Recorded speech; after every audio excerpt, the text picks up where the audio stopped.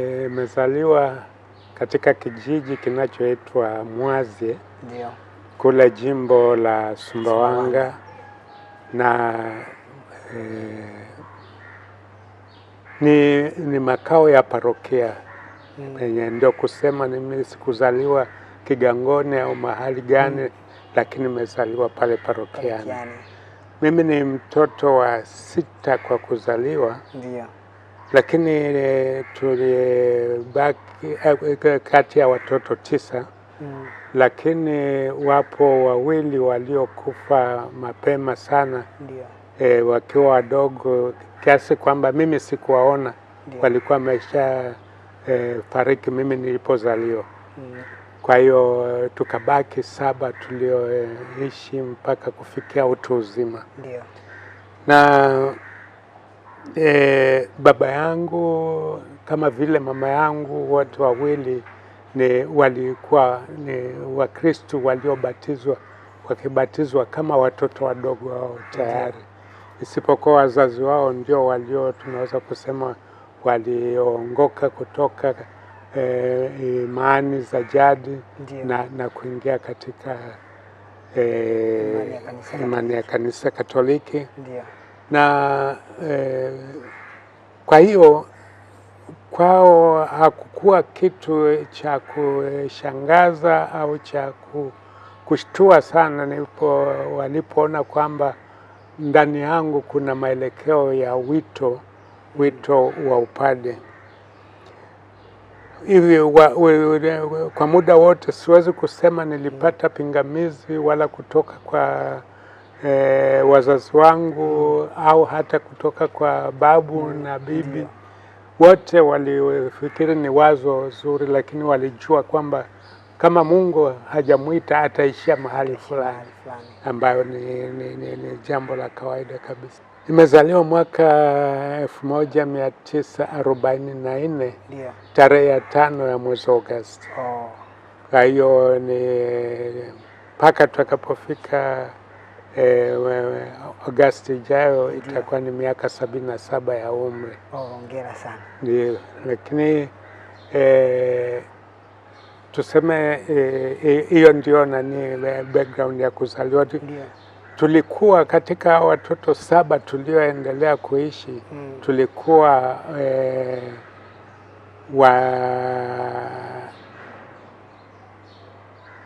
wavulana tulikuwa 3. Ndio. Tulikuwa 4 na kina dada zetu walikuwa 3. Ndio. Kwa hiyo tukawa na jumla. Mzaliwa wa kwanza kabisa alikuwa ni dada yetu ambaye ameishi mpaka miaka ya karibuni alipofariki. Na huyu alikuwa ana mchango wa pekee kwa ajili ya wito wangu. Ndio. Kwa maana ya kusema alisaidia sana. Akiwa bado binti mdogo alikwenda kwa masista wakampatia nafasi ya kusoma, akapata cheti cha walimu miaka ile ya zamani.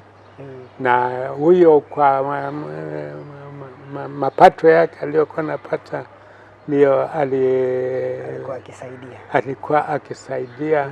Na alikuwa ameweka ni kama nadhiri kwamba ni hataolewa mpaka ahakikishe kwamba mimi nimeendelea katika safari ya wito wangu kiasi kwamba sitashindwa kwa sina fedha ya kulipa. Maana yake alisema atakaa bila kuolewa, na hivi kweli amekaa bila kuolewa mpaka mimi nimeingia seminari kuu. Katika hatua za shule zilikuwa katika shule ya msingi pale parokiani. Ndio. Alafu ikiwa mdogo kabisa tukaingia katika mfumo wa kujiandaa kwa upade. Kwa maana kusema tangu darasa la 4 nilikwenda kwa malezi ya upade. Na mmoja kati ya wale walionilea kwa level ya darasa la 4 alikuwa hayati Askofu Karolo Msakila.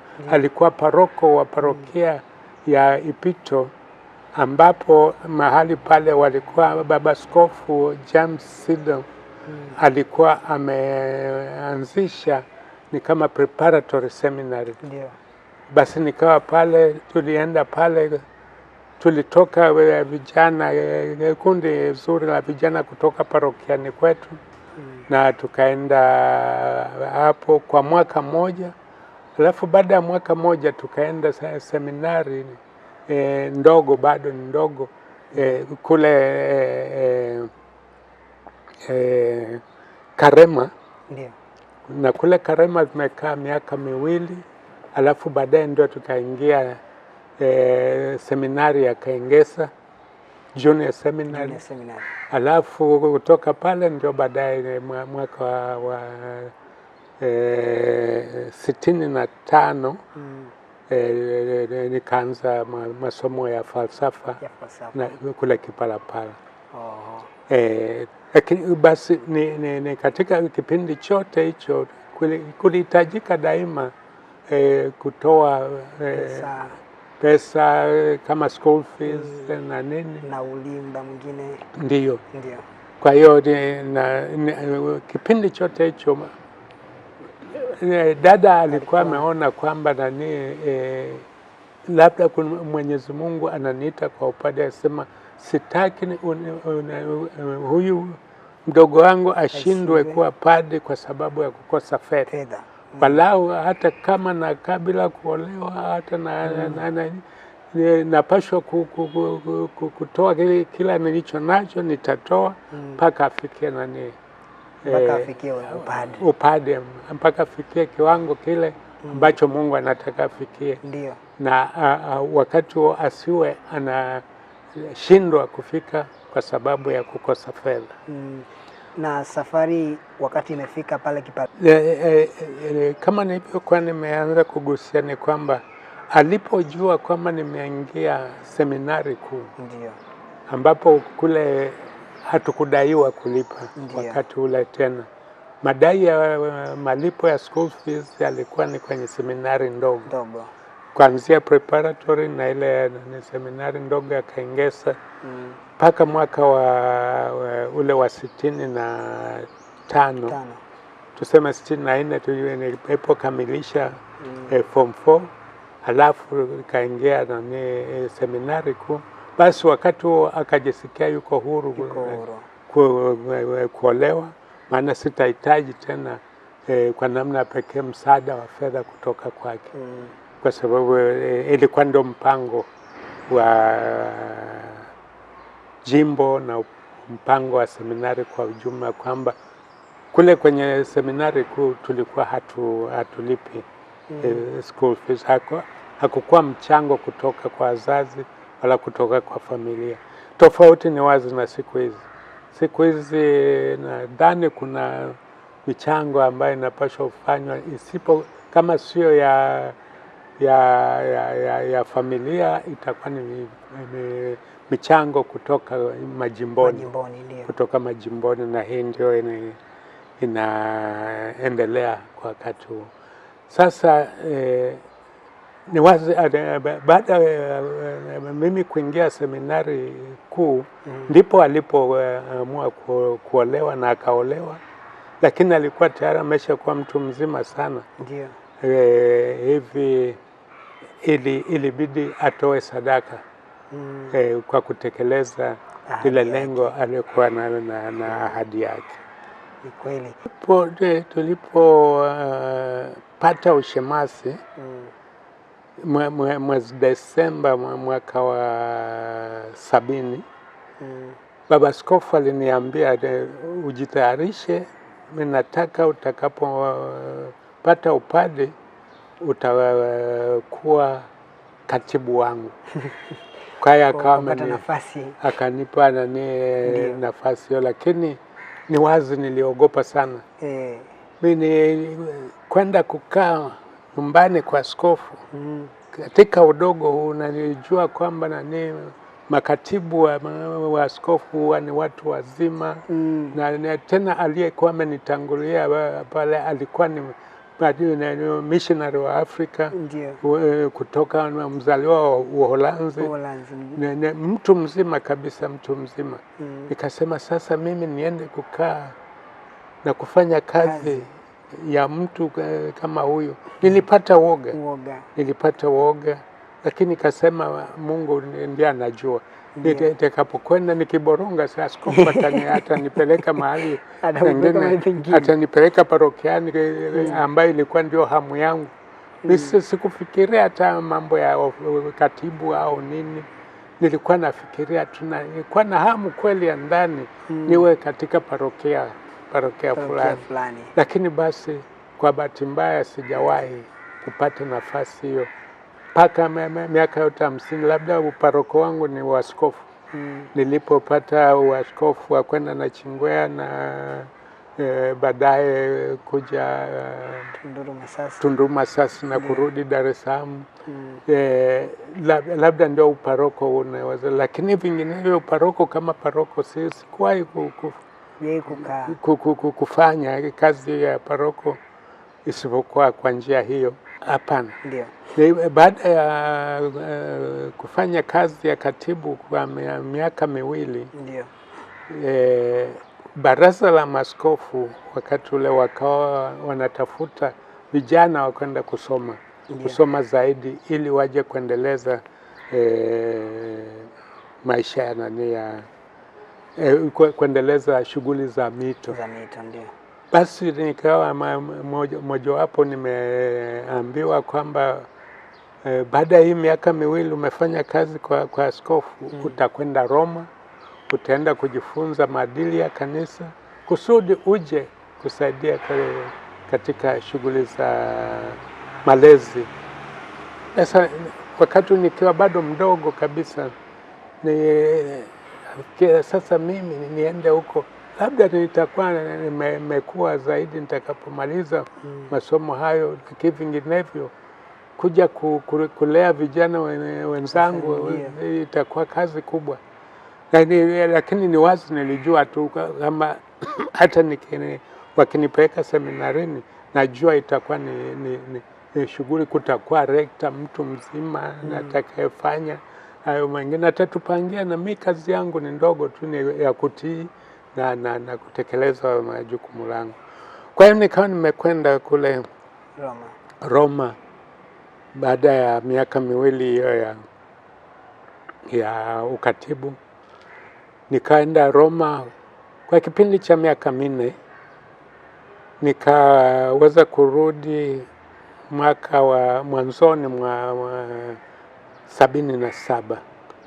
Sasa niliporudi nikaambiwa kwamba kwa muda utakwenda kufundisha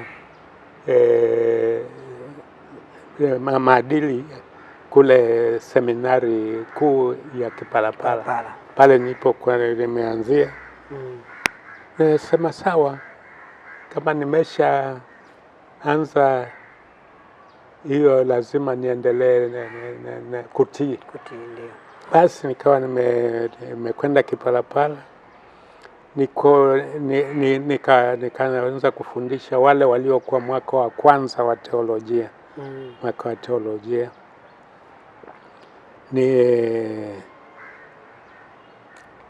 ni kati ya wale niliowakuta, wale waliokuwa katika darasa nililoshughulikia ni askofu wetu mkuu hapa.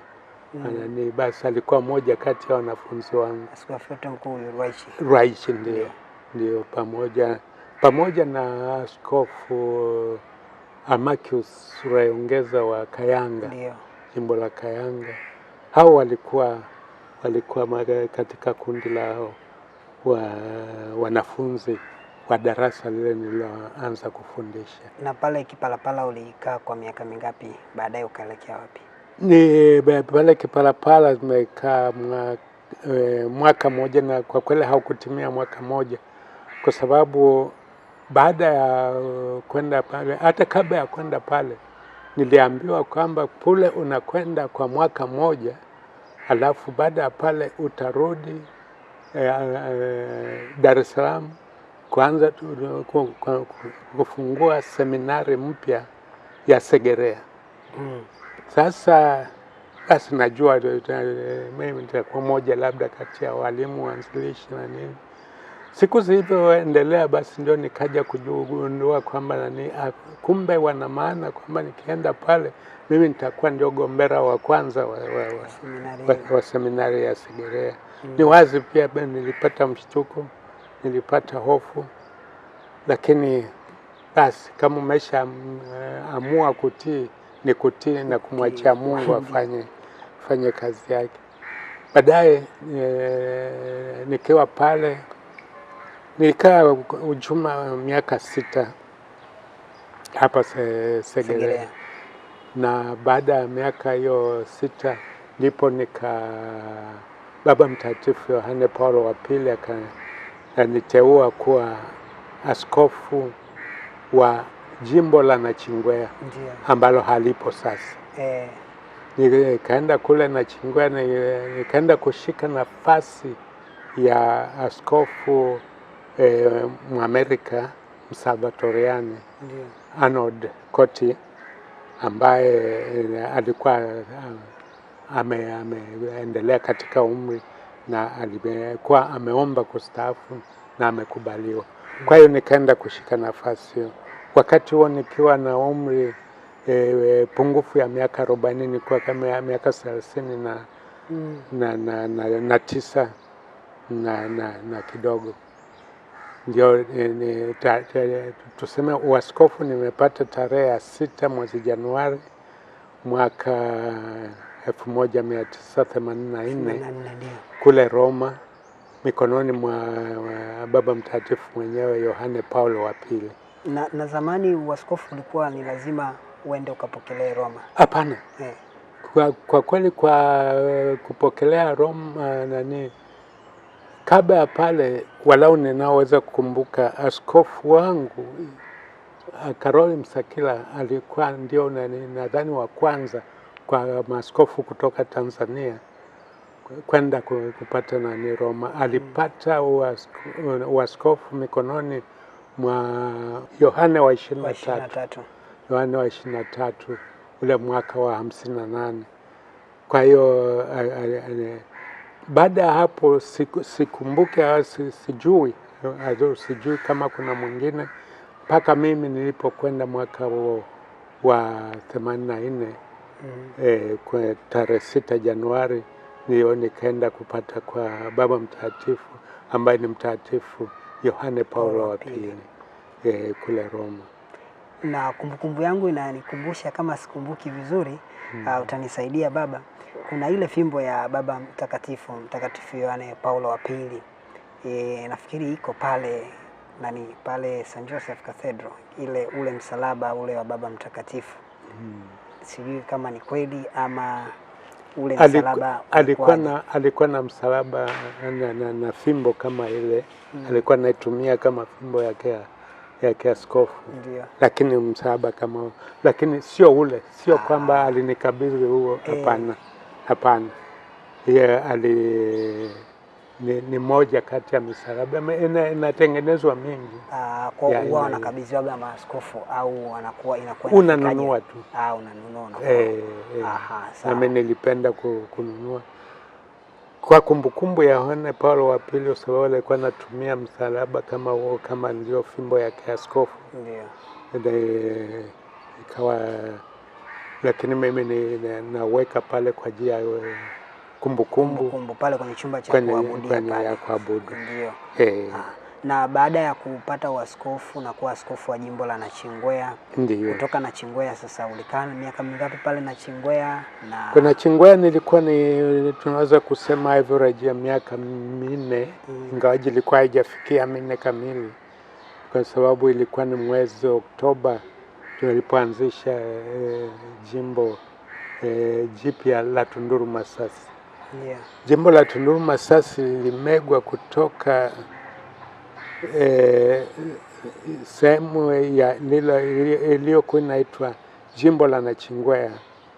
Sehemu ya kusini ya jimbo la Nachingwea ikawa ni sehemu ya jimbo jipya la Tunduru Masasi. Ndio kusema wilaya ya Tunduru na wilaya ya Masasi, ingawaje sio eneo lote la wilaya ya Masasi, maana sehemu ya Ndanda iko bado wilaya ya Masasi, ikawa imebaki jimbo la Mtwara, na jimbo sehemu ya kaskazini ya jimbo la Nachingwea ikawa imeunganishwa na sehemu ya kaskazini ya jimbo la Mtwara, ndio tukapata jimbo la Lindi, ambayo ndio mpaka sasa ni jimbo la Lindi. Wilaya hizo au majimbo hayo mawili Tunduru Masasi au Nachingwea ndio ilikuwa chini ya wanashirika wa Salvatoriani na wengi, tuseme kwa wakati ule nilipopata waskofu walikuwepo bado Wasalvatoriani kutoka Uingereza na kutoka Marekani. Labda kwa ni vizuri kujua jimbo la Nachingwea lilianzishwa ikamegwa kutoka jimbo lililokuwa au eneo iliyokuwa inaendeshwa na Wabenediktini wa upande wa mashariki. Kulikuwa upande wa Peramiho, alafu kulikuwa upande wa Ndanda, na hapa katikati sehemu yote hiyo ilikuwa ni chini ya Wabenediktini.